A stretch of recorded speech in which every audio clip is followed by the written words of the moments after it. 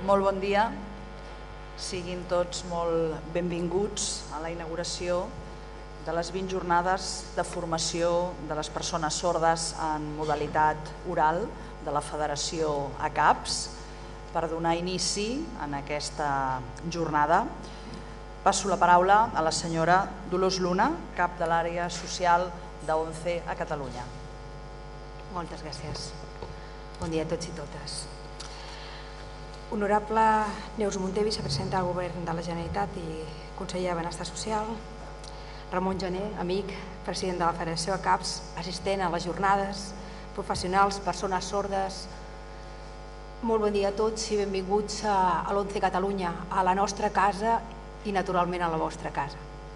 Primerament, agrair-vos la invitació a aquestes 20enes jornades i enviar-vos una cordial salutació del nostre delegat territorial i amic vostre, Xavier Grau. Primerament, una petita menció i un recordatori a les víctimes de l'acció terrorista d'ahir. No podem més que fer una petita menció. Enhorabona a CAPS per unes jornades com aquestes, 20enes jornades. Ja teniu una llarga trajectòria. Unes jornades de formació ben consolidades que ajuden a les persones sordes, a les famílies i fa que els professionals en creixin encara un més gran bagatge.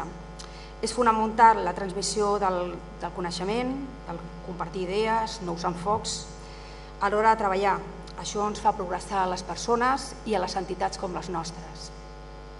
L'ONCE ACAPS, les dues entitats, tenim moltes coses entre comú, entre el qual és la problemàtica que tenim a l'accés a la informació i a la comunicació. Però ens fa més units altres coses, com és la lluita per la millora de la nostra qualitat de vida de les persones amb discapacitat sensorial.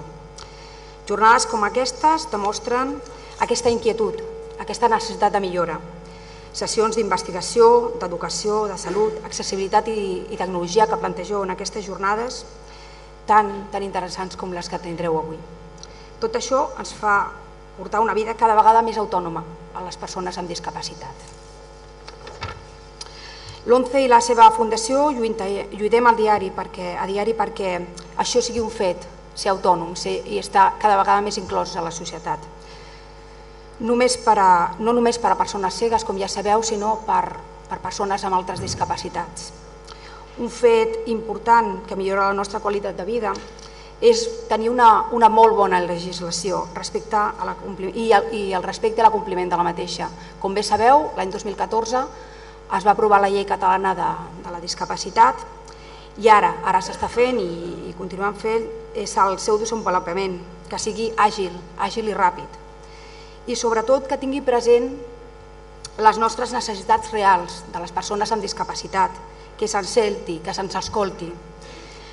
A l'hora de redactar un document perquè les propostes que plantegem de veritat que no són un caprici, són reals i són necessàries perquè les persones amb discapacitat, sigui la que sigui, cada vegada siguem més autònoms.